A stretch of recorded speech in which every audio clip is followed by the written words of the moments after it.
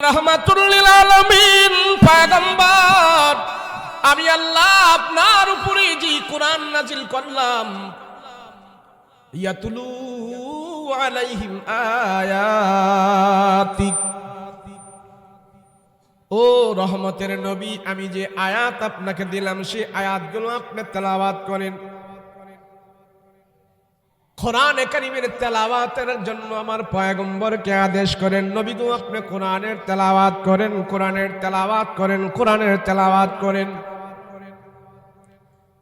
যদি আমার দিল থেকে জাহালাত দূর করতে হয়, দিলের ভিতরে যদি প্রশান্তি লাভ করতে হয়, আল্লাহ বলেন কোরআনের আয়াত তেলাওয়াত করতে থাকো, কোরআনের আয়াত তেলাওয়াত করতে থাকো।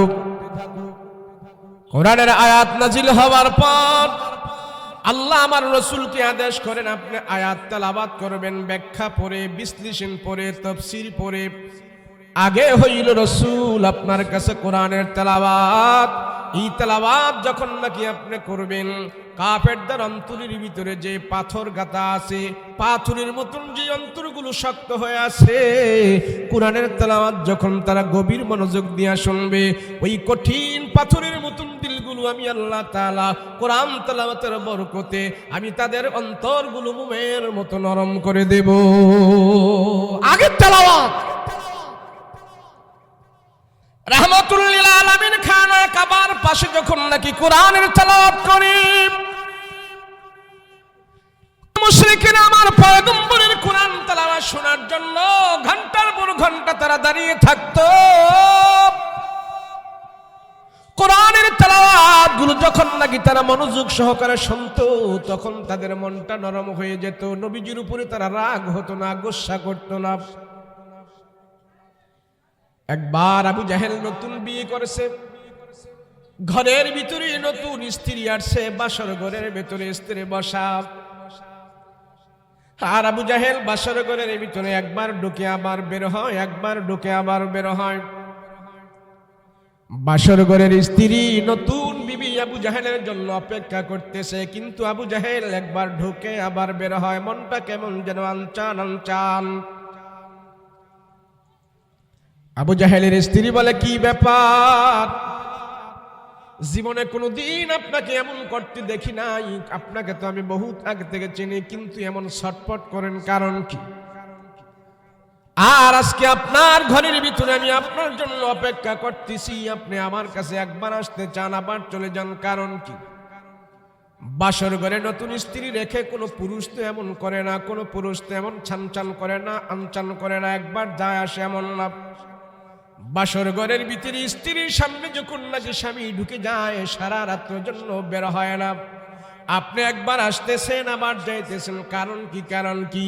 আবু জাহেল বলে, ও স্ত্রী, তোমাকে তো কালকেও পাবো, পরের দিনে পাবো, যতদিন তুমি আমার সাথে থাকবে ততদিন তোমার সাথে আমি জীবন যাপন করবো, আরাম আয়েশ করবো, কিন্তু আজকে আমি একবার তোমার ঘরে ঢুকি আবার বের হয়ে যায়। তার কারণ হইল আমি গতকাল মুহাম্মদের জবান থেকে কোরআনের তেলাওয়াত গুলো শুনেছি, আমার দিলের ভিতরে এত মজা, আজকেও নাকি মুহাম্মদ রাতের বেলা কোরআন তেলাওয়াত করবে।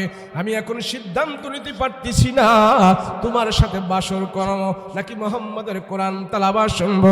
তুমি যদি অনুমতি দাও তাইলে কয়েক ঘন্টার জন্য আজকে রাতে মুহাম্মদের কোরআন তেলাওয়াত শোনার জন্য যাব, যদি অনুমতি দাও। বাসর ঘরের স্ত্রী ডাক দিয়ে বলে, স্বামী,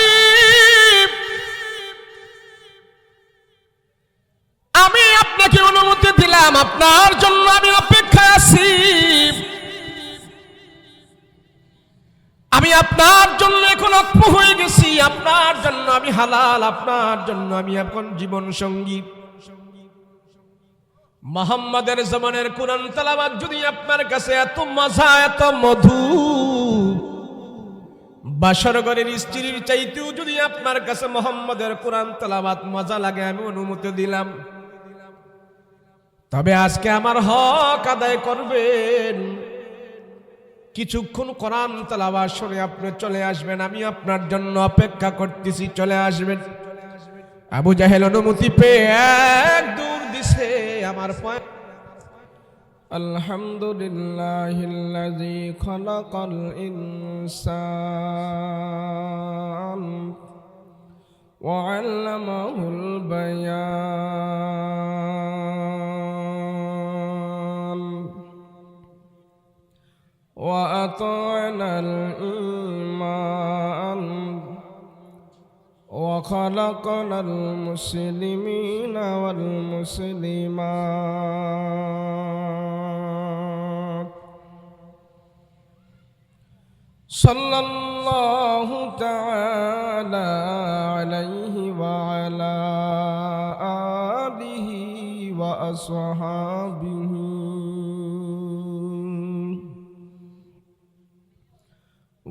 وأزواجه وأهل بيته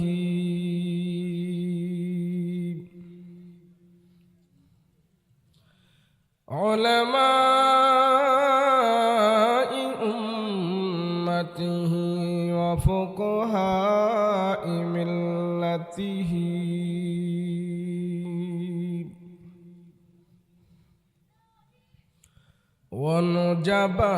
ونجباء طريقته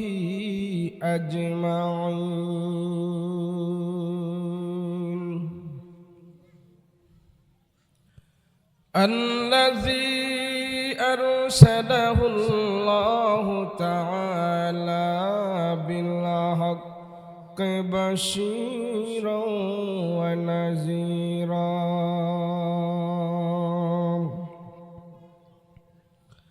وداعيا إلى الله بإذنه وسراجا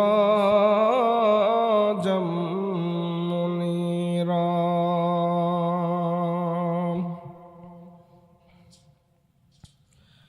أما بعد فأعوذ بالله من الشيطان الرجيم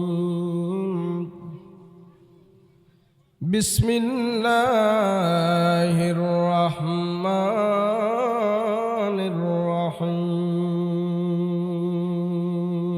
الرحيم يا أيها الذين آمنوا ادخلوا في السلم كافة ولا تتبعوا خطوات الشيطان إنه لكم عدو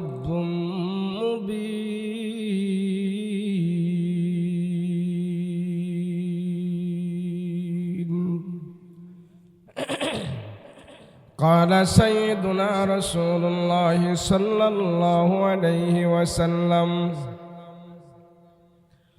المرء على دين خليله فلينظر أحدكم من يخالل أو كما قال النبي عليه الصلاة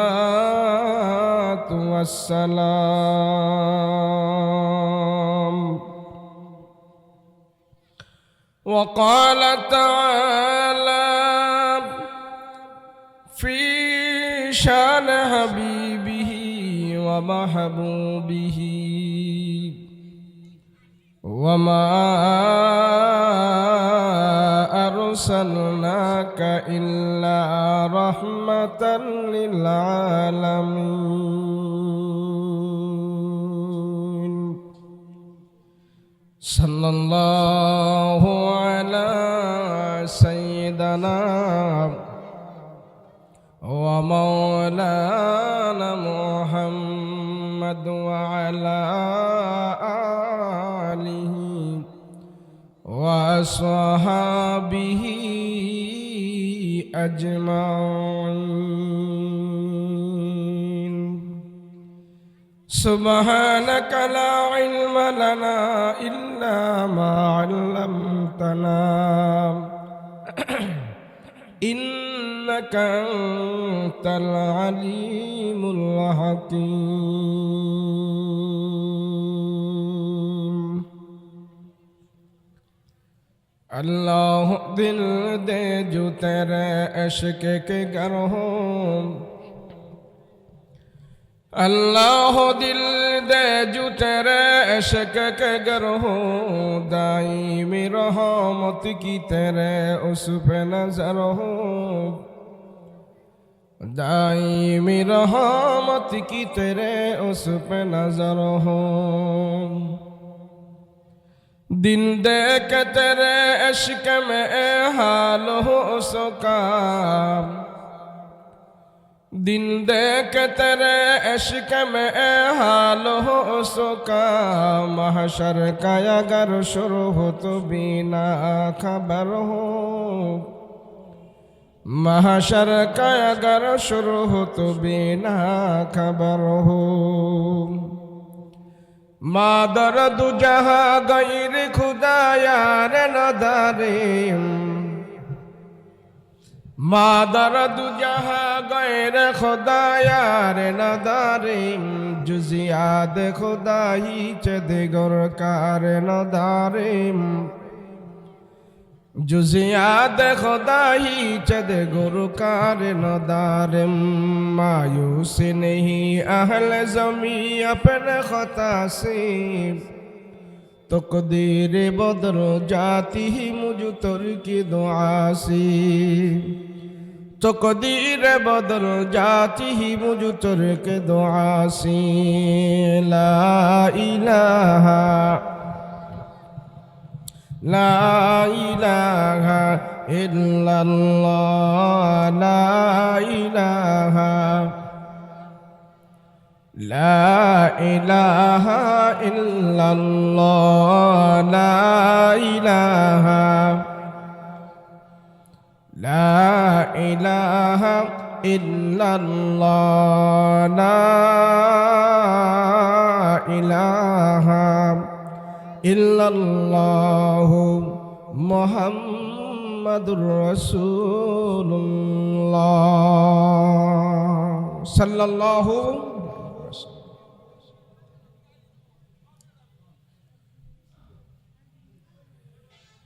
तालिमुल कुरान আলতুমিয়া এতিমখানা মাদ্রাসার উদ্যোগে ওয়াজ দোয়ার মাহফিল।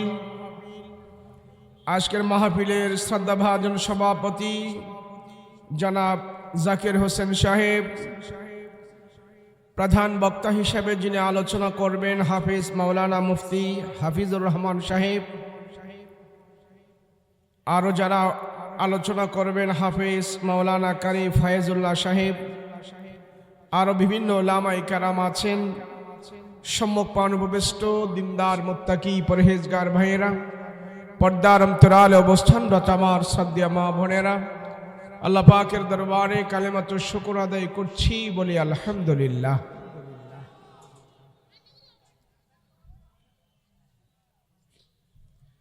আল্লাহ যারে ভালোবাসে, পছন্দ করে, মহব্বত করে,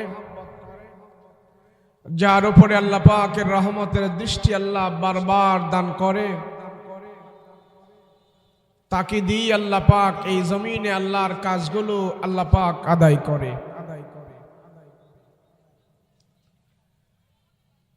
আল্লাহ আমাদের উপরে রহমতের দৃষ্টি দিয়েছেন, মাগফিরাতের দৃষ্টি দিয়েছেন। সেজন্য আল্লাহ পাক আমাকে আপনাকে একটি গুনাহমুক্ত মজলিসে বসার তৌফিক দান করেছেন। ওয়াজ মাহফিল, উলামায়ে কেরাম কথা বলবে, আল্লাহর কিছু গোলাম এখানে কথা শুনবে। আল্লাহ এবং আল্লাহর রসুলের কথা যারা শোনে তারা আল্লাহর কাছে সবচেয়ে দামি মানুষ। আল্লাহ বড়, আল্লাহর কথাও বড়।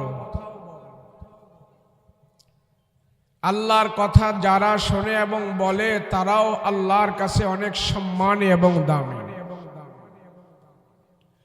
সেজন্য এই মজলিসের অনেক আদব আছে, মজলিসও আল্লাহর কাছে অনেক দামি এবং পছন্দের মজলিস। আমি আপনি এখানে যতক্ষণ বসে থাকব, চাই 1 ঘন্টা হোক, 2 ঘন্টা হোক, আধা ঘন্টা হোক, যতক্ষণ আমি আপনি এখানে বসে থাকব সমস্ত গুনাহ থেকে আল্লাহ আমাদেরকে মুক্ত রাখবেন। ওয়াজ মাহফিলে আসলে, বসলে, বললে, শুনলে সর্বপ্রথম যে লাভটা হয়, বান্দা যতক্ষণ নসিহতের আমলে থাকে, শুনতে থাকে এবং বলতে থাকে, সমস্ত গুনাহ থেকে বান্দা মুক্ত থাকে। তো আমি আপনি এখানে যে বসে আছি সমস্ত গুনাহ থেকে আমরা মুক্ত হয়ে আছি।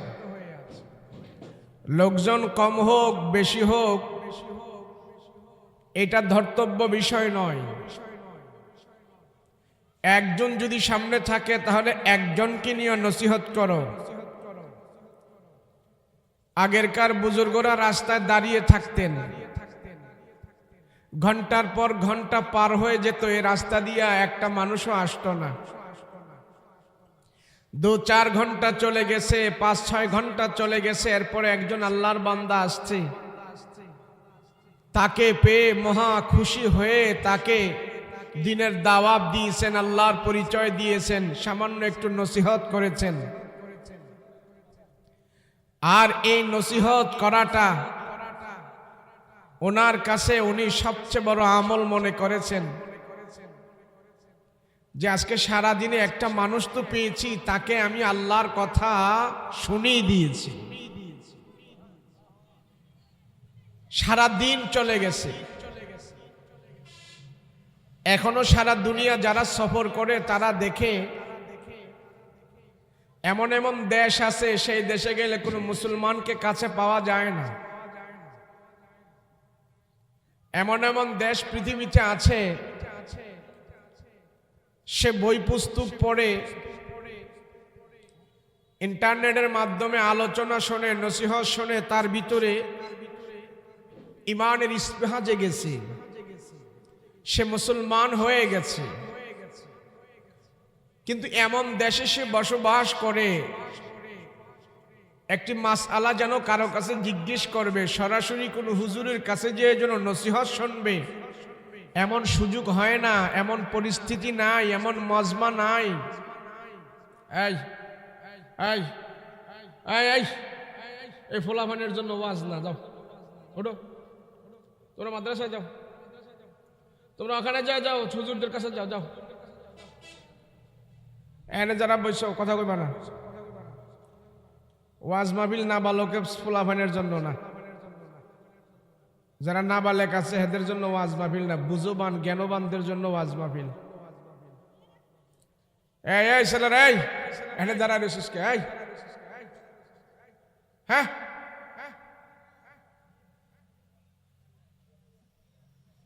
আপনারা খারাপ রয়েছেন কে? হয়তো ওইদিকে যান না, ভিতরে আহেন। চেয়ারে বই রয়েছিস কে? চেয়ারে বসিস কে? উঠো, উঠো, চেয়ার সরা বলছে।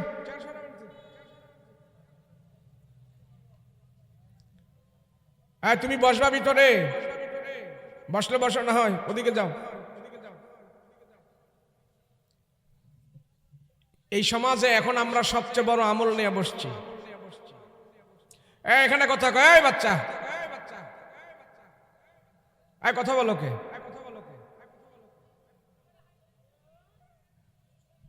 এখানে আমরা যে আমল নিয়ে বসছি এটা নবীদের আমল। কাদের আমল? নবীদের আমলে যারা হইচই করেছে এরা কাফেরের খাতায় নাম চলে গেছে। নবীরা কথা বললে এই কথার ভিতরে ডিস্টার্ব করেছে বেঈমানেরা, কিন্তু আমাদের ছেলেরা তো এটা বুঝে না। মনে করতেছে দিসি হুজুররা আসছে, কিছু বলবো বলবো শুনবো, একটা রেওয়াজ রসম একটা। আরে পৃথিবীতে সর্বপ্রথম ওয়াজ মাহফিল করছেন নবীরা। আজকে নবীরা থাকলে নবীরা কথা বলতো। ওয়াজ মাহফিল পৃথিবীতে চালু করেছেন নবীরা, নসিহত চালু করছেন নবীরা। টাকার মাধ্যমে যা না হয়, ক্ষমতার মাধ্যমে যা না হয়, নসিহতের মাধ্যমে তার চেয়ে আরো বেশি হয়। সেজন্য আল্লাহ পাক আমার রসুলকে 13 বছর নসিহতের ময়দানে রাখছে, 13 বছর নসিহত করাইছে, 13 বছর দাওয়াত দেওয়াইছে।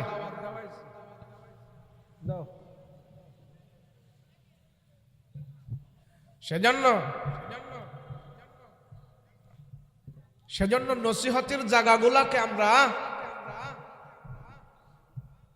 এটা এমন এক ভরা মজলিস, এখন এমন এক পবিত্র মজলিস হয়ে গেছে, আমরা এখানে আমরা আলোচনা করছি, আর আমাদের আলোচনা আল্লাহ পাক আরশে আজিমি ফেরেশতাদের সাথে করছে। নসিহত এত দামি জিনিস যে যেইভাবে শুনবে ওইভাবেই সে পাবে। যদি কেউ আমলের নিয়তে শোনে তার জিন্দেগিতে আমলে আসবে, যদি কেউ মজার নিয়তে শোনে তার জিন্দেগিতে মজায় আসবে, যদি কেউ শিখার নিয়তে শোনে তার দিলে শিখাই হবে, কেউ মাহরুম হবে না, যে যেইভাবে শোনে ওইভাবেই যাবে। সেজন্য মজলিস অল্প হোক, লোকজন সংখ্যায় কম হোক, তাতে কোনো অসুবিধা নেই, কেননা দামি জিনিস খরিদ্দার কম, দামি জিনিস সংখ্যায় কম। যেটা মূল্যবান জিনিস সেটা দেখায় বেশি দেখা যায় না, দেখায় কম দেখা যায়। দেখেন না বাজারে গেলে পচা মাছে মাছি বেশি, টাটকা মাছে মাছি নাই। পচা মাছ মাছি বেশি, এর জন্য দাম বেশি না, দাম কম। কিন্তু টাটকা মাছ মাছি নাই, কিন্তু দাম বেশি। ওয়াজ মাহফিল এগুলা তো মাছি কম, টাটকা জিনিস, আল্লাহর দরবারে মকবুলিয়াতের জিনিস, গুনাহ মাফের মজলিস, গুনাহ মাফের স্থান। আল্লাহ কোরআনে বলেন ওয়াসারিউ ইলা মাগফিরাতিম মির রাব্বিকুম ওয়া জান্নাতিন আরদুহা। ওয়াসারিউ, তোমরা দৌড়াও, যেখানে গেলে, যেদিকে গেলে, যে অবস্থায়, যেই জমিনে, যেই জায়গায় গেলে আল্লাহ তোমার রব তোমারে ক্ষমা দিব, ওই দিকে দৌড়াও, আল্লাহর ক্ষমার দিকে দৌড়াও। কিন্তু আমার আপনার দৌড় হয়ে গেছে জাহান্নামের দিকে, আমার আপনার দৌড় হয়ে গেছে পাপের দিকে, আমার আপনার দৌড় হয়ে গেছে আল্লাহর নাফরমানির দিকে, আমার আপনার দৌড় হয়ে গেছে দুনিয়ার লালসার দিকে, আমার আপনার দৌড় হয়ে গেছে ডিজিটালের দিকে, আমার আপনার দৌড় হয়ে গেছে দুনিয়ার চাহিদার দিকে। সেই জন্য চাহিদাও পুরো হচ্ছে না, দুনিয়া আমার ভিতরে আসছে না, সেজন্য আমার দিলের পেরেশানিও যাচ্ছে না। ওয়াসারিউ, দৌড়াও, যেদিকে গেলে তোমার রব ক্ষমা দিবে ওইদিকে দৌড়াও, যেখানে গেলে তোমার রব তোমার প্রতি খুশি হয়ে যাবে ওদিকে যাও। রব যদি ক্ষমা দিয়ে দেয় তোমার কোনো কিছুই অভাব থাকবে না, সমস্ত অভাব আল্লাহ পাক দূর করে দিবে। রবের দিকে দৌড়াও। কিন্তু আমাদের তো এই কথা বুঝে আসে না।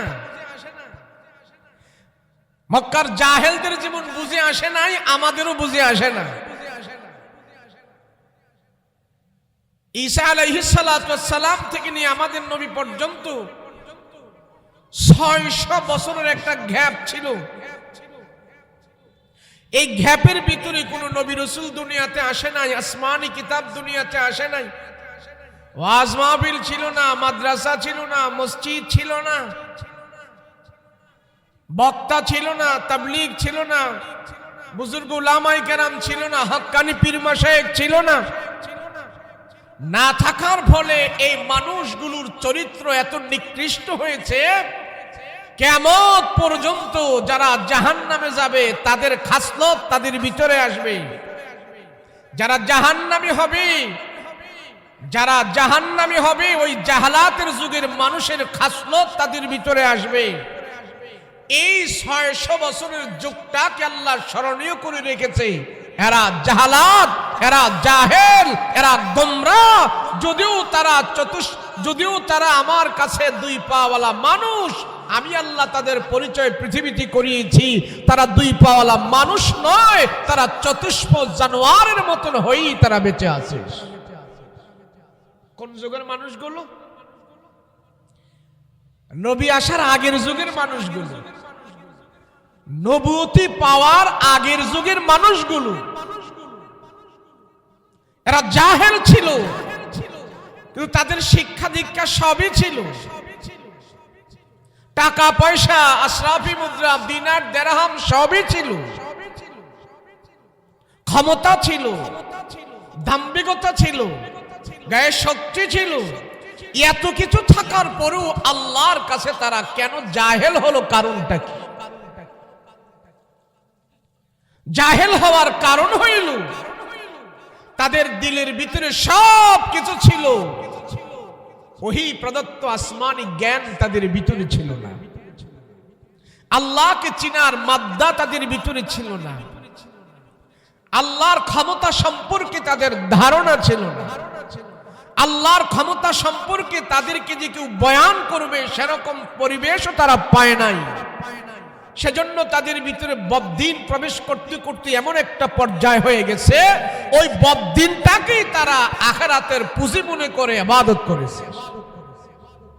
যেমন তাদের ভিতর থেকে কেউ কেউ নারী পুরুষ উলঙ্গ হয়ে তারা খানায় কাবা তোয়াফ করেছে।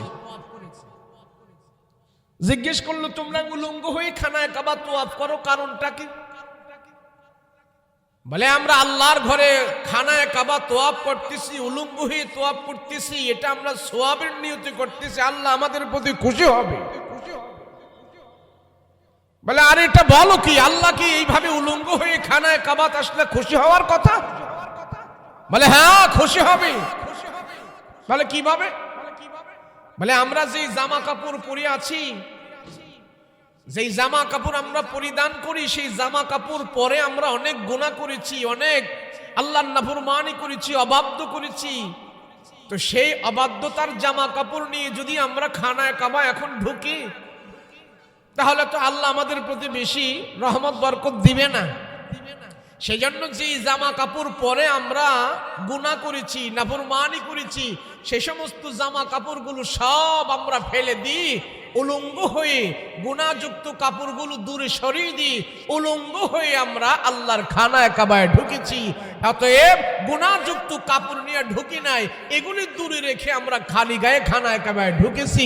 এটা আমাদের কাছে ভালো মনে হয়েছে, এটার দ্বারা ইবাদত করলে, উলঙ্গ হয়ে ইবাদত করলে আল্লাহ আমাদের প্রতি বেশি খুশি হয়ে যাবে। এটা তাদের ধারণা ছিল। কিন্তু এই ব্যাকুলগুলোর এই ধারণা, এতটুকু জ্ঞান নাই যে যেই জামা কাপড় পরে আমরা গুনাহ করেছি সেইগুলো খুলে যদি আমরা রেখে খালি গায়ে ঢুকি, এটা যদি সওয়াব বেশি হয়, তাহলে যেই যন্ত্রপাতি দিয়ে গুনাহ করছি সেগুলো তো কেটে ফেলে এর ভরে ঢোকার দরকার ছিল। এমন বিবেকহীন কেন হলো তারা? এমন বিবেকহীন হওয়ার কারণ হইল এদের কাছে আসমানি জ্ঞান ছিল না, এদের কাছে ওহীর জ্ঞান ছিল না, নবীর জ্ঞান ছিল না, আল্লাহর জ্ঞান তাদের ছিল না, আখিরাতের জ্ঞান তাদের ছিল না। না থাকার ফলে গুনাহটাকেই তারা সওয়াব মনে করে আদায় করেছে, আর এই সওয়াব তাদেরকে জাহান্নামে নিয়ে গেছে। আজকে আমাদের এই সমাজেও আমরা যদি কোরআন হাদিসের সঠিক তালিমটা না পাই, তো মুরব্বী বলছে এই কথা, আমার বাবাই বলছে এই কথা, আমার মা বলছে ওই কথা, আমার কাকাই বলছে এই কথা, আমার পীর বলছে এই কথা, ওই পীর বলছে এই বলছে সেই বলছে, তার উপরেই চলছে। কোরআন কি বললো তা দেখার কোনো সুযোগ তাদের নাই। কথা বলেন ঠিক কিনা? এই জাহালাত দূর করার জন্য আল্লাহ পাক আমার রসুলকে এই সমাজে প্রেরণ করেছেন। রসুল নবীজি নবী হওয়ার পর কোন পুলিশ মোতায়েন করে নাই, র‍্যাব নাজিল করে নাই, জেলখানা বানায় নাই, গুলি করে নাই, হত্যা করে নাই। মানুষের দিলের ভিতরে আল্লাহর দাওয়াত পৌঁছিয়েছে, দিলের পিছনে মেহনত করার কারণে সব দিলগুলো যখন ভালো হয়ে গেছে, রসুলের ডাইনে বামে সামনে পিছনে যে সমস্ত সাহাবাই কেরাম ছিল সবার দিলের অবস্থা পরিবর্তন হয়ে গেছে। ওই দিল পরিবর্তন করার কারণে আল্লাহ মক্কার পরিবেশও পরিবর্তন করে দিয়েছে। দিলে ভেজাল থাকা যাবে না। আজকে আমাদের দিলে ভেজাল, সেজন্য খাদ্যে ভেজাল, সেজন্য ক্ষমতায় ভেজাল, সেজন্য টাকায় ভেজাল, সেজন্য দুনিয়ার পদে পদে সব জায়গায় ভেজাল। কারণ কি? মানুষের দিলের ভিতরে ভেজাল। সেই জন্য আল্লাহ বলে সব বস্তুর ভিতরে আমি দিয়ে রাখছি ভেজাল। দিল থেকে ভেজাল দূর করুন। দিলের খুব অনেক দাম। মানুষের বস্তুর দিক থেকে মূল বস্তু হলো তার কাছে তার দিল। সেজন্য যত নবী রাসূল আল্লাহ পাঠিয়েছেন সর্বপ্রথম আল্লাহর কাছ থেকে আদেশ ছিল দিল ঠিক করো, দিলের পিছনে মেহনত করো। এমন দিলওয়ালা যখন নবীদের পাশে দাঁড়িয়েছে, একজনের হুঙ্কারের কারণেই অর্ধ জাহান পর্যন্ত শাসন মুসলমানেরা করেছে। দিল ওয়াহসিলা মা ফিস সুদূর, আল্লাহ বলেন ওয়াহসিলা মা ফিস সুদূর। এ বান্দা, হাসরের ময়দানে তোমার দিল আমার সাথে কথা বলবে, তোমার অন্তর আমার সাথে কথা বলবে।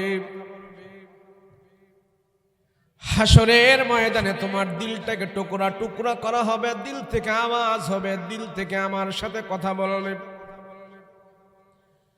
আয় আল্লাহ, মানুষটা গরিব ছিল, নেহায়েত ছিল, দুর্বল ছিল,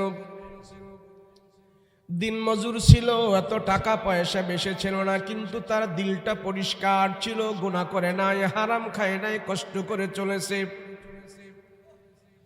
আল্লাহ হাসরবাসীদের সামনে তার দিলটাকে যখন টুকরা টুকরা করে ভাঙবে, দিলের ভেতরে যত ভালো জিনিসগুলো ছিল সব ভালো জিনিসগুলো আওয়াজ হবে, আওয়াজ হবে, দিল থেকে আওয়াজ দিতে থাকবে। আল্লাহ হাসরবাসীদের কি শোনায় বলবে, দেখো দেখো বান্দারে, দুনিয়াতে কেউ সম্মান দেয় নাই, কেউ ইজ্জত দেয় নাই, কিন্তু তার দিল আমার সাথে কি কথা বলে দেখো। তার দিলটা এত পবিত্র ছিল, তার দিল পবিত্র থাকার কারণে যদিও মানুষটা গরিব, দিনমজুর, শ্রমিক, ব্র্যান্ডাইভার, রিকশাওয়ালা, শিল্পপতির 500 বছর আগে আমি আল্লাহ তার জান্নাতের ব্যবস্থা করে দিচ্ছি। দিল ভালো। যত নবী দুনিয়াতে আসছে সমস্ত নবীদেরকে আল্লাহ পাক বলেছেন দিলের পিছনে মেহনত। একজন নবীও পৃথিবীতে এসে কোনো আইন জারি করে নাই, কোনো রুল জারি করে নাই, নিয়ম জারি করে নাই, কঠোর হয় নাই, দিলের পিছনে মেহনত করেছে। আর আশেপাশে যখন নাকি কয়েকজন দিলওয়ালা হয়ে গেছে, এই কয়েকজনের মাধ্যমে আল্লাহ তামাম দুনিয়ার বুকে দিনের দাওয়াত পৌঁছায় দিয়েছে। দিলের অনেক দাম। কোরআনে কারীমেরও একটা দিল আছে। কোরআনে কারীমের দিল হলো সূরা ইয়াসিন, যে একবার তেলাওয়াত করে আল্লাহ তারে 10 খতম কোরআনের সওয়াব দান করে দেয়। কেন? সে দিল তেলাওয়াত করে ফেলেছে। দিল রাসূল বলেন, যার দিলের ভিতরে বাদদিনী জাহালাত আছে,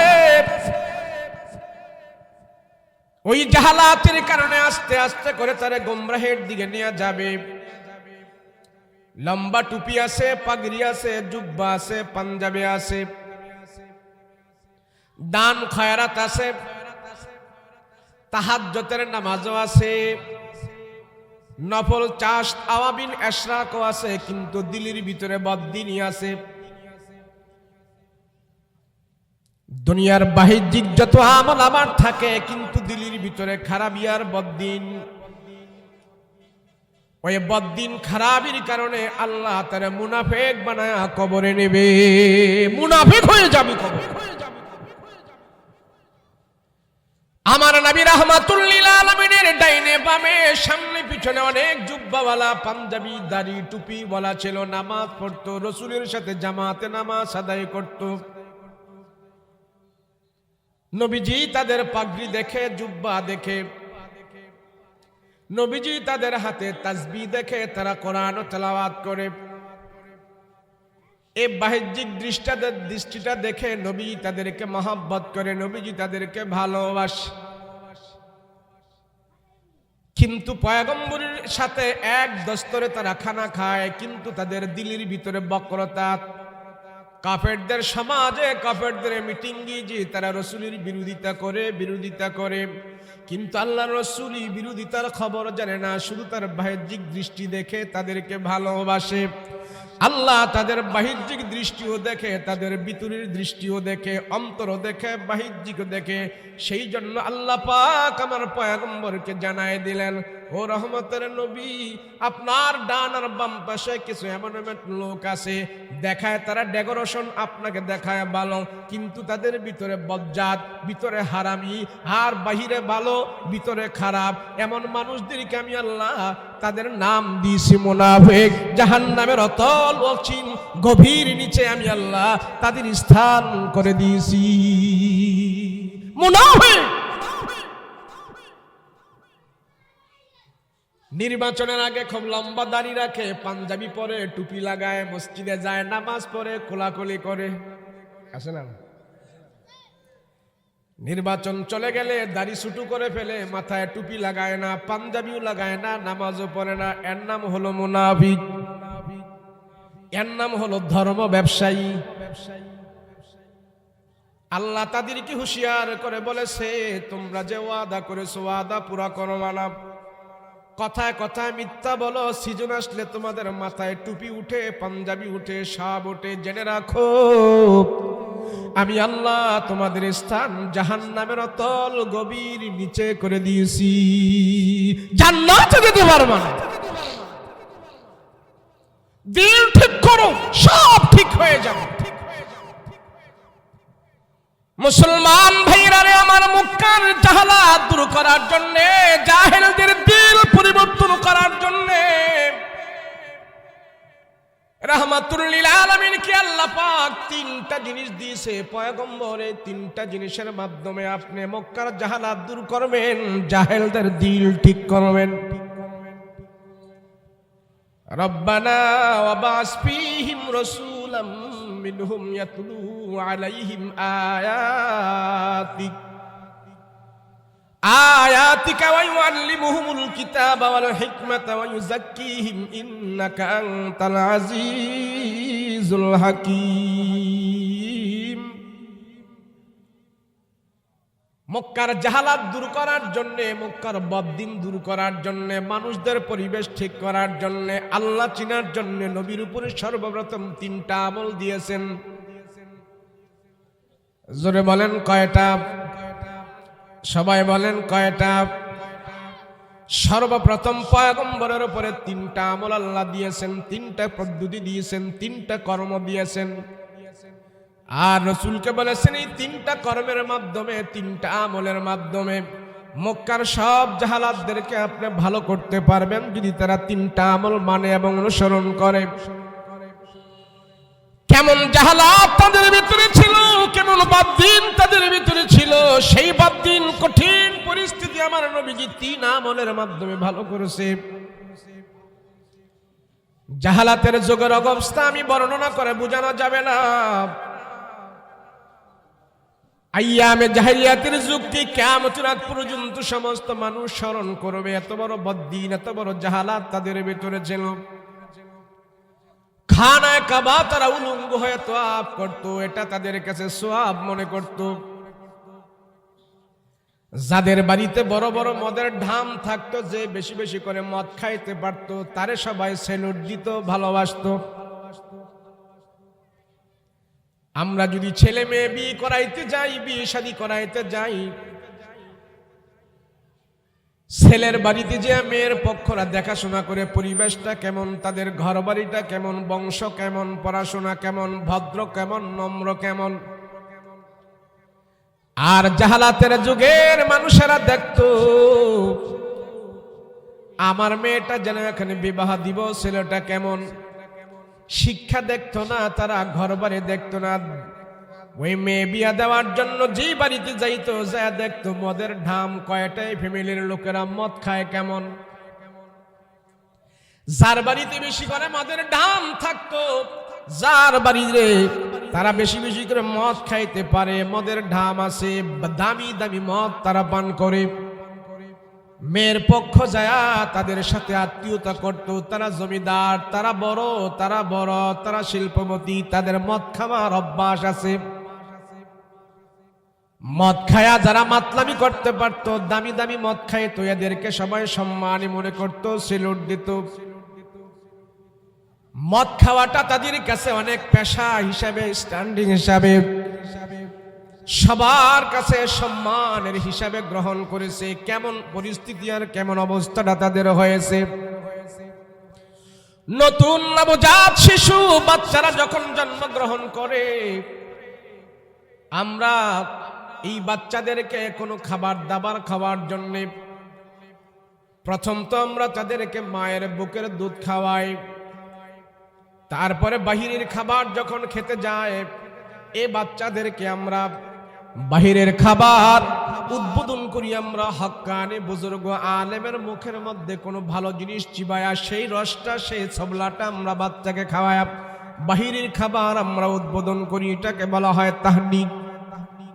নবীজির সামনে নবজাত শিশু বাচ্চাদেরকে নিয়ে আসতেন, আল্লাহর রাসূল তাহনিক করাইতেন খেজুর দিয়া। খেজুর একটু চিবায়া চিবায়া সেই রসটা বাচ্চার মুখে দিয়া দিত। যাও যাও বাহিরের খাবার দিয়া বিসমিল্লাহ করে দিলাম।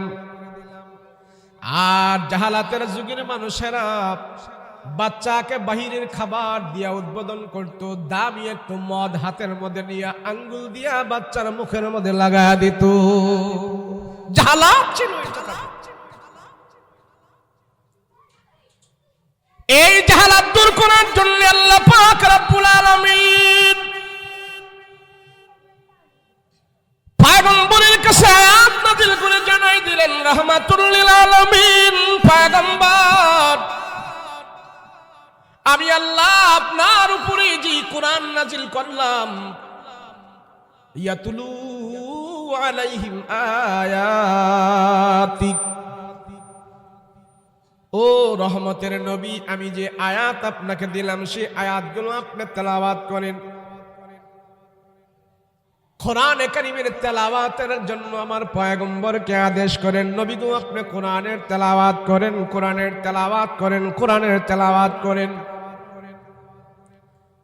যদি আমার দিল থেকে জাহালাত দূর করতে হয়, দিলের ভিতরে যদি প্রশান্তি লাভ করতে হয়, আল্লাহ বলেন কোরআনের আয়াত তেলাওয়াত করতে থাকো, কোরআনের আয়াত তেলাওয়াত করতে থাকো। কোরআনের আয়াত নাজিল হওয়ার পর আল্লাহ আমার রাসূলকে আদেশ করেন, আপনি আয়াত তেলাওয়াত করবেন, ব্যাখ্যা পড়ে, বিশ্লেষণ পড়ে, তাফসীর পড়ে। আগে হইল রাসূল আপনার কাছে কোরআনের তেলাওয়াত। এই তেলাওয়াত যখন নাকি আপনি করবেন, কাফেরদের অন্তরের ভিতরে যে পাথর গাঁথা আছে, পাথরের মতন যে অন্তরগুলো শক্ত হয়ে আছে, কোরআনের তেলাওয়াত যখন তারা গভীর মনোযোগ দিয়ে শুনবে, ওই কঠিন পাথরের মতন দিলগুলো আমি আল্লাহ তাআলা কোরআন তেলাওয়াতের বরকতে আমি তাদের অন্তরগুলো মোমের মতো নরম করে দেব। আগে তেলাওয়াত। রাহমাতুল লিল আলামিন খানা কাবার পাশে যখন নাকি কোরআনের তেলাওয়াত করি,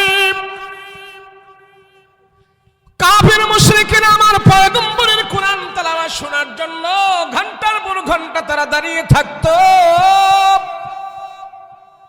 কোরআনের তেলাওয়াত গুলো যখন নাকি তারা মনোযোগ সহকারে শুনতো, তখন তাদের মনটা নরম হয়ে যেত। নবীজির উপরে তারা রাগ হতো না, গোসা করতো না। একবার আবু জাহেল নতুন বিয়ে করেছে, ঘরের ভিতরে নতুন স্ত্রী আসছে, বাসর ঘরের ভিতরে স্ত্রী বসা। আর আবু জাহেল বাসর ঘরের ভিতরে একবার ঢুকে আবার বের হয়, একবার ঢুকে আবার বের হয়। বাসর ঘরের স্ত্রী নতুন বিবি আবু জাহেলের জন্য অপেক্ষা করতেছে, কিন্তু আবু জাহেল একবার ঢুকে আবার বের হয়, মনটা কেমন যেন আনচান আনচান। আবু জাহেলের স্ত্রী বলে, কি ব্যাপার, জীবনে কোনোদিন আপনাকে এমন করতে দেখি নাই, আপনাকে তো আমি বহুত আগে থেকে চিনি, কিন্তু এমন ছটফট করেন কারণ কি? আর আজকে আপনার ঘরের ভিতরে আমি আপনার জন্য অপেক্ষা করতেছি, আপনি আমার কাছে একবার আসতে চান আবার চলে যান, কারণ কি? বাসর ঘরে নতুন স্ত্রী রেখে কোনো পুরুষ তো এমন করে না, কোনো পুরুষ তো এমন ছানচান করে না, আনচান করে না, একবার যায় আসে এমন না। বাসর ঘরের ভিতরে স্ত্রীর সামনে যখন নাকি স্বামী ঢুকে যায়, সারা রাত্রের জন্য বের হয় না। আপনি একবার আসতেছেন আবার যাইতেছেন, কারণ কি? কারণ কি?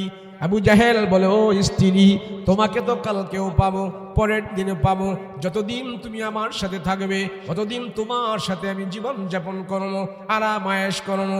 কিন্তু আজকে আমি একবার তোমার ঘরে ঢুকি আবার বের হয়ে যায়, তার কারণ হইল আমি গতকাল মোহাম্মদের জবান থেকে কোরআনের তেলাওয়াত গুলো শুনেছি, আমার দিলের ভিতরে এত মজা, আজকেও নাকি মোহাম্মদ রাতের বেলা কোরআন তেলাওয়াত করবে। আমি এখন সিদ্ধান্ত নিতে পারতেছি না তোমার সাথে বাসর করবো নাকি মোহাম্মদের কোরআন তেলাওয়াত শুনবো। তুমি যদি অনুমতি দাও তাইলে কয়েক ঘন্টার জন্য আজকে রাতে মোহাম্মদের কোরআন তেলাওয়াত শোনার জন্য যাব। যদি অনুমতি দাও। বাসর ঘরের স্ত্রী ডাক দিয়ে বলে, স্বামী, আমি আপনাকে অনুমতি দিলাম, আপনার জন্য আমি অপেক্ষায় আছি, আমি আপনার জন্য এখন অক্ষ হয়ে গেছি, আপনার জন্য আমি হালাল, আপনার জন্য আমি এখন জীবন সঙ্গী। মুহাম্মাদের জমানের কোরআন তেলাওয়াত যদি আপনার কাছে এত মজা, এত মধু, বাসর ঘরের স্ত্রীর চাইতেও যদি আপনার কাছে মুহাম্মাদের কোরআন তেলাওয়াত মজা লাগে, আমি অনুমতি দিলাম।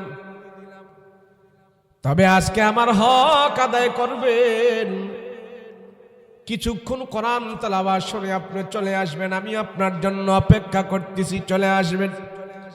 আবু জাহেল অনুমতি পেয়ে এক দূর দিছে আমার পয়গম্বরের ঘরের আঙ্গিনায় যা দাঁড়ায় আছে। নবীজি মধ্যরাতে কোরআন তেলাওয়াত করতেছে, কোরআন তেলাওয়াত করতেছে। আবু জাহেল আমার পয়গম্বরের ঘরের আঙ্গিনায় দাঁড়িয়ে দাঁড়িয়ে পয়গম্বরের কোরআন তেলাওয়াত শুনতেছে, আর চোখের পানি ছেড়ে ছেড়ে কান্না করে, আওয়াজ করে না।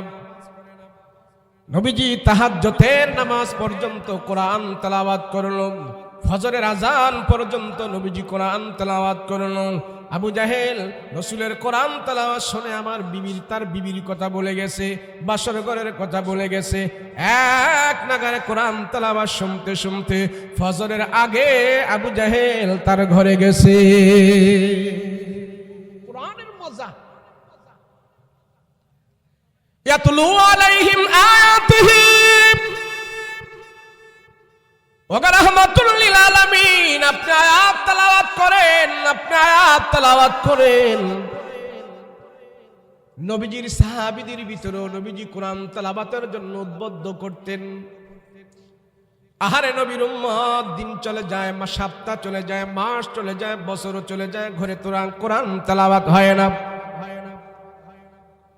রাহমাতুল লিল আলামিন চিন্তা করে আমার সাহাবী যারা আছে, ডাইনে বামে সামনে পিছনে যারা থাকে সবাই জান্নাতি জান্নাতি জান্নাতি।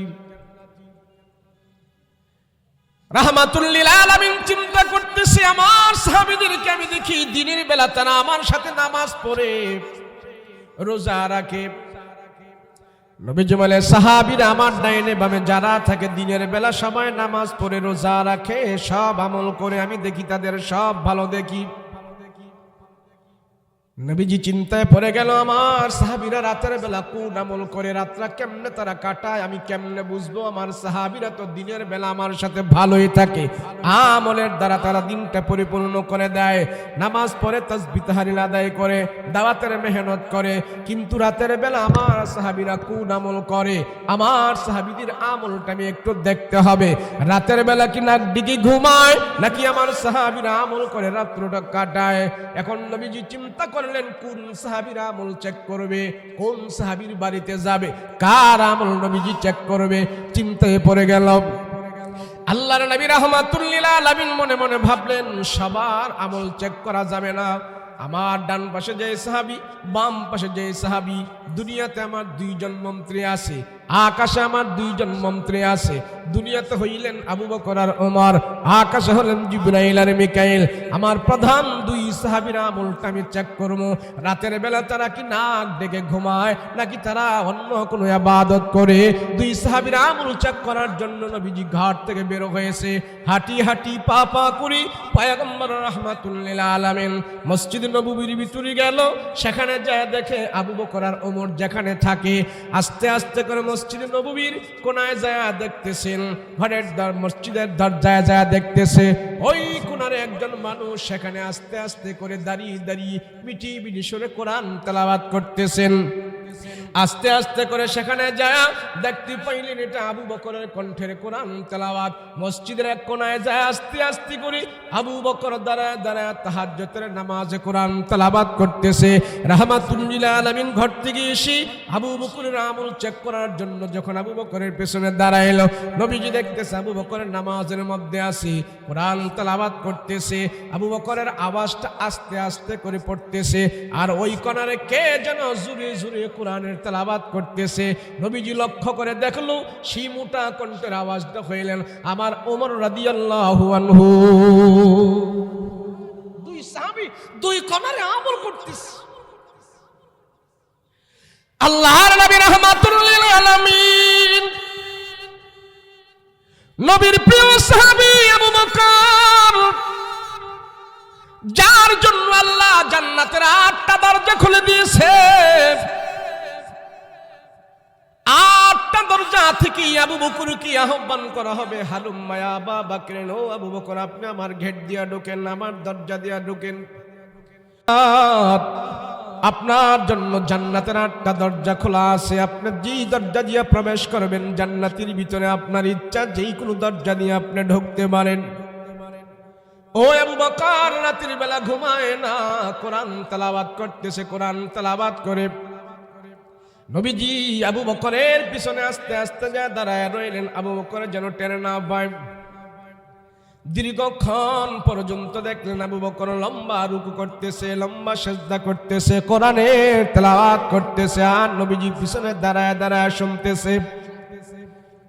আল্লাহর পয়গম্বর হাত উঠে আল্লাহর দরবারে বলতেছেন, আল্লাহ, আমার আবু বকর রাতের বেলা নাক টেনে টেনে ঘুমাইতে পারতো, আরামের ঘুম ঘুমায় না, রাতের বেলা দাঁড়িয়ে দাঁড়িয়ে কোরআনের তেলাওয়াত করতেছে। আমি আবু বকরের কোরআন তেলাওয়াত শুনে এত খুশি, আল্লাহ তুমি আবু বকরের প্রতি খুশি হয়ে যাও। আবু বকরের আমল দেখি, রাতের বেলা কোরআন তেলাওয়াতের আমল দেখে আমি আবু বকরের জন্য খুশি হয়ে গেলাম, আল্লাহ তুমি নিজেও আবু বকরের জন্য খুশি হয়ে যাও। এই দোয়া করে রাহমাতুল লিল আলামিন আবার ওমর রাদিয়াল্লাহু আনহু এখানে আসলো। ওমর রাদিয়াল্লাহু আনহুর কাছে এসে দেখে ওমর মোটা কণ্ঠে জোরে জোরে কোরআন তেলাওয়াত করতেছে। ওমরের আমল দেখো পয়গম্বর খুশি হয়ে গেছে। এমন মুহূর্তে মদিনার মসজিদে আজান হয়ে গেল। নবীজি আবার আস্তে আস্তে করে পিছনে চলে আসলেন, যাতে করে তাদের আমল যেন আমি পয়গম্বর চেক করলাম, আবু বকর আর ওমর যেন আমার আগমনের খবর তারা টের না পায়, তারা যেন টের না পায়। রাহমাতুল লিল আলামিন আবু বকর আর ওমরের আমল দেখে এত খুশি, আল্লাহর নবী আল্লাহর দরবারে হাত উঠে দোয়া করে, মালিক, যে আবু বকর আর ওমর আমার ডান পাশে বাম পাশে সব সময় তারা দুজন জীবন ধারণ করে, আমি তাদেরকে ভালোবাসি, তারাও আমাকে ভালোবাসে। ও আল্লাহ, রাতের বেলা তারা কোরআন তেলাওয়াত করে করে কাটায় দিতেছে, তাদেরকে আমি কত ভালোবাসি, কত ভালোবাসি, দুনিয়ার কোনো মানুষ জানে না আমি যে এত তাদেরকে ভালোবাসি। মসজিদে আজান হয়ে যায়, নবীজি আস্তে আস্তে করে পিছনে চলে যায়। ফজরের ইমামতি করলেন পয়গম্বর, ফজরের ইমামতি করে সালাম ফিরায়া নবীজি সব সময় সাহাবীদেরকে নিয়ে বসতেন আর বলতেন, কে কি রাতের বেলা কে কি স্বপ্ন দেখছো বলো। আজকে পয়গম্বর সালাম ফিরানোর বলে বলে সব সাহাবীরা তোমরা চলে যাও, যার যার কাজে চলে যাও, আজকে কোনো কথা হবে না, বয়ান হবে না। সব সাহাবীদেরকে বিদায় করে দিছে। আবু বকর আর ওমর তারাও দুইজন চলে যাইতেছে। নবীজি ডাক দেয়া বলে, আবু বকর, এ ওমর, তোমরা দুইজন বসো। আর সব সাহাবীদেরকে আজকে ছুটে দেওয়া হলো, তোমরা যার যার কাজে চলে যাও। আবার আমি যখন স্মরণ করব তারপরে তোমরা আসবে। আবু বকর আর ওমরকে দুইজনকে নবীজি বসায়া বলতেছেন, আবু বকর আজকে তোমাদের রাতের বেলার আমল আমি চেক করেছি। আবু বকর আর ওমর তারা দুইজনে ভয় পায় গেছে, হায় রে আমাদের কি যেন ভুল হয়ে গেছে, অন্যায় হয়ে গেছে। কখন আমাদের রাসূল আমাদের আমল চেক করলো আমরা নিজেরা জানি না, মনে হয় মারাত্মক ভুল আমরা করে ফেলেছি, ভুল মনে হয় করে ফেলেছি। রাহমাতুল লিল আলামিন ডাক দিয়ে বলে, আবু বকর হাজরাতের বেলা তুমি যে দাঁড়িয়ে দাঁড়িয়ে আল্লাহর কালাম তেলাওয়াত করছো, আমি রাহমাতুল লিল আলামিন আমার নিজের কানে আমি শুনেছি তোমার তেলাওয়াত এত মজা, এত মিষ্টি সুরে সুরে তুমি রাতের বেলা আল্লাহর কালাম তেলাওয়াত করেছো। হে আবু বকর আমার একটা প্রশ্ন আছে, তুমি রাতের বেলা আস্তে আস্তে কেন কোরআন তেলাওয়াত করালে, একটু জোরে করলে সমস্যাটা কি? আবু বকর বলে, ইয়ালামুল জাহরা ওয়া মা ইয়াখফা, যে আল্লাহর জন্য আমি রাতের বেলা কোরআন তেলাওয়াত করে সে আল্লাহ আস্তে বললেও শোনে, জোরে বললেও শোনে। সেই জন্য আমি আশেপাশের মানুষের জন্য কোনো ডিস্টার্ব না হয় মালিককে খুশি করার জন্য আমি আস্তে আস্তে করে কোরআন তেলাওয়াত করেছি। রাহমাতুল লিল আলামিন তার এই কথা শুনে হেসে দিয়া বলল, আল্লাহ তোমার আমল কবুল করে নিয়েছে।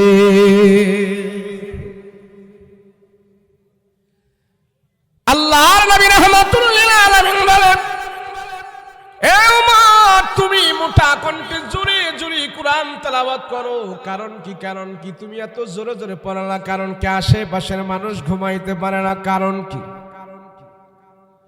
হযরত ওমর বলে, ইয়া রাসূলুল্লাহ আমার দিলের ভিতরে একটা অভ্যাস সব সময় জাগ্রত হয়। বলে কি অভ্যাস? বলে যে আমলটা আমি করব সে আমলটা আমার সন্তানদেরকে করাবো, আমার বিবিদেরকে করাবো, আমার আশেপাশে যারা আছে সবাইকে নিয়ে আমি আমল করব। সেই জন্য আমি বাড়িতে যখন ঘুমাই, বাড়িতে ঘুমানোর সময় আমি তাহাজ্জুদের নামাজে জোরে জোরে কোরআন তেলাওয়াত করি, যাতে করে আমার কোরআন তেলাওয়াত শুনে আমার বাচ্চা কাচ্চা সন্তানেরা এবং আমার বিবিরা পর্যন্ত যেন তারা ঘুমায় না থাকে। আমার কোরআন তেলাওয়াত শুনে শুনে যেন তারা জাগ্রত হয়ে আল্লাহর দরবারে তারাও যেন তাহাজ্জুদের নামাজে কোরআন তেলাওয়াত করতে থাকে।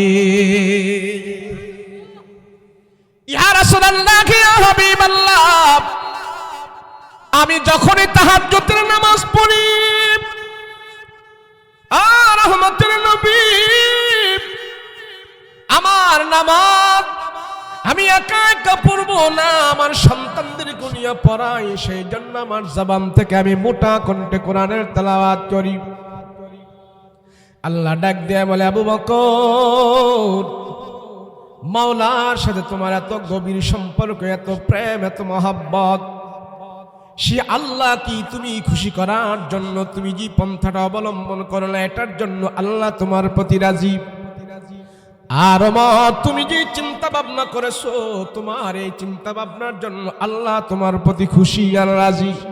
হে আবু বকর ওমর শোনো, আমি পয়গম্বর যেদিন জান্নাতে যাব আমাকে আল্লাহ পাক জান্নাতে ঘোড়া সাজাইয়া আমার সামনে যখন হাজির করবে, আমার ঘোড়ার ডান পাশে আর বাম পাশে তোমরা দুইজনও আমার সাথে সাথে সমস্ত উম্মতের আগে আমার নবীর সাথে তোমরা জান্নাতে যাবে।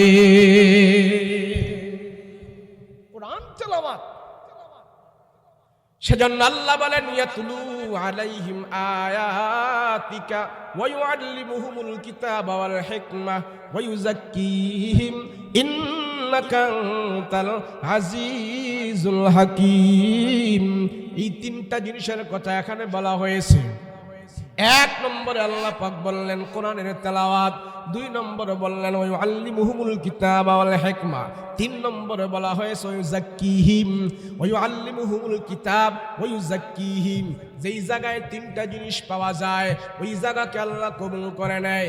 যেই প্রতিষ্ঠানে তিনটা জিনিস পাওয়া যায় সেটাকে আল্লাহ পাক কবুল করে। যেই জায়গার ভিতরে আল্লাহ পাকের তিনটা হুকুম প্রতিষ্ঠিত হয় সেই সমাজকে আল্লাহ গ্রহণ করে নেয়। যেই প্রতিষ্ঠানে তিনটা জিনিস হয় সেই প্রতিষ্ঠানকে আল্লাহ গ্রহণ করে নেয়। যে মানুষের অন্তরের ভিতরে তিনটা তিনটা মাদ্দা থাকে আল্লাহ তারে কবুল করে নেয়। যে অন্তরের ভিতরে তিনটা জিনিস প্রতিষ্ঠিত থাকে আল্লাহ তার অন্তর জান্নাতের জন্য ওয়াকফ করে ফেলে। তিনটা জিনিস, এক নম্বর হইল কোরআনের তেলাওয়াত, দুই নম্বরে ওয়ায়ুআল্লিমুহুমুল কিতাব, কোরআন তুমি তেলাওয়াত করে সুখ তেলাওয়াত করা তোমার এখন তোমার উপরে দায়িত্ব, প্রতিদিন তেলাওয়াত করো, তেলাওয়াত অনুযায়ী তুমি আমল করো, কোরআন অনুযায়ী তুমি আমল করো। সে আমল করার পর আবার তুমি ওয়ায়ুযাক্কিহিম তোমার নফসের প্রতি তুমি খবর রাখো। তিনটা জিনিস যার ভিতরে থাকে তাই সে অন্তরকে আল্লাহ তাআলা কবুল করে নেয়। তিনটা জিনিস যে সমাজে থাকে সেই সমাজকে আল্লাহ কবুল করে নেয়। দেখেন মাদ্রাসাগুলো আছে, প্রতিষ্ঠানগুলো আছে, যত মাদ্রাসা আছে বিশেষ করে কওমি মাদ্রাসাগুলো, বেসরকারি মাদ্রাসাগুলো, সেখানে কোরআনের তেলাওয়াত হয়। রাতের বেলা ওঠে সন্তানেরা তাহাজ্জুদের নামাজ পড়ে, এরপরে হুজুররা খবর রাখে কোন ছেলেটা সিগারেট খায়, কোন ছেলেটা নেশা করে, কোন ছেলেটা বাজে কথা বলে, কোন ছেলেটা গুনাহ করে। এই খবর রেখে রেখে তাদেরকে মোবাইল চালাইতে দেয় না, ওযুবিহীন থাকতে দেয় না, এই ছেলেগুলার গুনাহ থেকে দূরে রাখে। কোরআন তেলাওয়াত করে তাদেরকে দূরে রাখে, তাদের দিলগুলো ঠিক রাখে। ওয়ায়ুআল্লিমুহুমুল কিতাব, কিভাবে আমল করে আল্লাহ খুশি হয়। এই মাদ্রাসাগুলোর ভিতরে আমলের তালিম দেওয়া হয়, কোরআনের তেলাওয়াত করা হয়, গুনাহ থেকে ছাত্রদেরকে মুক্ত রাখা হয়।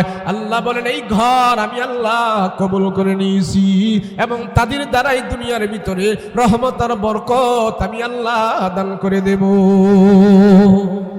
যদি মাদ্রাসা না থাকতো এই সমাজে, আমি বলি বাংলাদেশের মানুষ এত আরামায়েশে তোমরা চলতে পারত না, এত আরামায়েশে আমরা দুনিয়াতে থাকতে পারতাম না।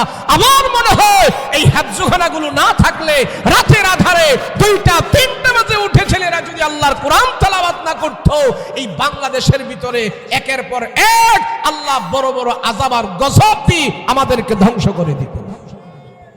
তার বাস্তব জ্বলন্ত প্রমাণ হলো প্রতি বছর বছর ভূমিকম্প হয়, শেষ রাতে ভূমিকম্প হয়, যেখানে ভূমিকম্প হয় খবর নিলে দেখা যায় যে এই মাদ্রাসাগুলো হেফজখানা আছে, এই হেফজখানার ছেলেরা ভূমিকম্পের খবর পায় না। পরীক্ষিত যেই জমিন আল্লাহ নাড়াচাড়া দিয়েছে, সেই জমিনের অবাধ্য অত্যাচার যখন বেশি বেশি হয়, সেই জমিনের প্রতি আল্লাহ একের পর এক আযাব দেয়। সেই আযাব আর গজব দূর করার জন্যই কোরআনের তেলাওয়াত ছাড়া, কোরআনের হুকুম ছাড়া, কোরআনের আইন ছাড়া অন্য কোন শক্তি দিয়ে সে আল্লাহর গজবের মোকাবেলা করা সম্ভব নয়। কিন্তু আমরা পারি নাকি? বছর বছর চলে যায়, আমার ঘরে আমার ছেলে আমার মেয়ে কোরআন তেলাওয়াত করে না, কথা বলেন ঠিক কিনা? কিন্তু আমার সম্পর্ক যদি প্রতিষ্ঠানের সাথে থাকে, আমার সম্পর্ক যদি মাদ্রাসার সাথে থাকে, আমার যেই হাড় ভাঙা রক্ত পানি সব ক্ষয় করে আমি 2তলা 3তলা বিল্ডিং করেছি আমার সন্তানের জন্য, আমার মৃত্যুর পরে সেই ঘর থেকে কোরআনের আওয়াজ আমার কবরে যাবে না, কিন্তু আলহামদুলিল্লাহ এই মাদ্রাসা থেকে আমার কবরে কোরআনের আয়াতের তেলাওয়াতের আওয়াজ যাবে, কথা বলেন ঠিক কিনা? সেজন্য মাদ্রাসার জন্য সবাই আমরা একমুখী হব, মাদ্রাসাকে উন্নয়নের জন্য কোরআনের তেলাওয়াত